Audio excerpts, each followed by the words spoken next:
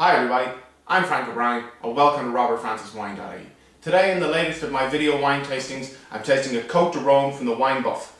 It's the Domaine Montmartel Cotes Du Rhone 2005.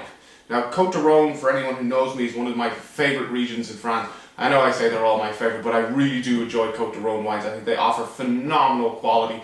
A lot of the times there is just absolute, consistency throughout the ranges, and they deliver great wines. They're really fruit-friendly wines, and if you're into red meats and lamb and all of that really nice stuff, then these wines really are for you. They can deliver hugely tannic wines as well from Saint-Joseph or Cornas, where they really do just deliver teeth-shatteringly great wines. I think Tyrrell do a phenomenal job of importing wines from the Rhone Valley, with Simon Tyrrell knowing the Rhone Valley as if it was one of his kids. It's absolutely amazing to hear him talk. So if there's ever a wine tasting near you that Simon Tyrrell is doing, you really need to check it out. But this Domaine Montmartel is from the Wine Buff. It retails for about 14 euros, 13 euros a bottle. It's from the 2005 vintage, which was a fantastic vintage throughout Europe. It really was, whether it's Bordeaux or wherever you're talking. 2005 really did deliver perfect vintage quality throughout Europe, and this is a blend of Grenache, Syrah and Carignan.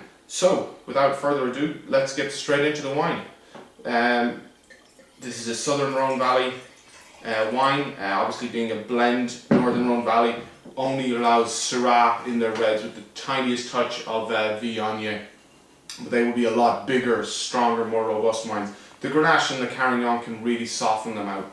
Grenache being a great varietal for softening out the strength and power of the Syrah. So there's a nice colour to this wine straight off the bat. It's kind of a cherry colour to the wine actually. And on the nose, it's reasonably inviting. It's not the best Southern Rhone nose that I've ever had, but reasonably inviting. At 14 euros, this wine really is pushing itself up against like a Gigal Cotes Du Rhone or something from La Fonde or something like that, where it would be delivering grapefruit and balance. And really, when they blend the three varietals together, that's what they're looking to do. They're really looking to create a balanced, seamless, harmonious wine. And on the nose, this actually smells, it'd be impressive if I could taste with my nose, a little sharp. Does smell a little bitter, so I'm a little worried about that.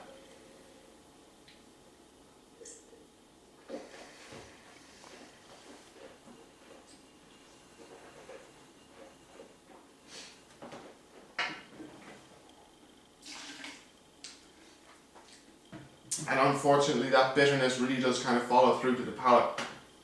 I know this isn't huge bitterness, but I was expecting better from this, which is the exact opposite of the Saint Bernard. There's black fruits, there's some plum, there is some blackberry, and a touch of spice. But it's a bit faint, it's a bit thin, and it's a bit out of balance.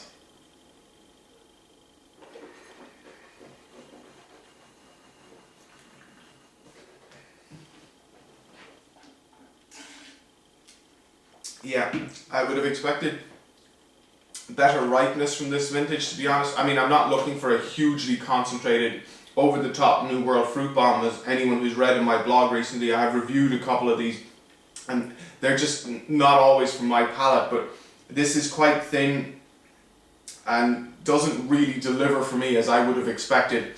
It's still a I suppose it's a solid wine. It's a better than average wine, but points wise I'd have to go 83 points on this.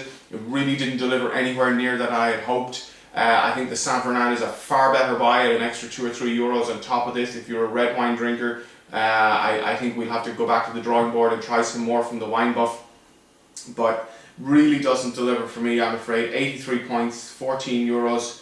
If it was me and I had this or a bottle of Gigal, I'd be buying the bottle of Gigal every time. Okay, well, on that sad note, unfortunately, we'll end the episode, and we'll see you next time on robertfranciswine.ie.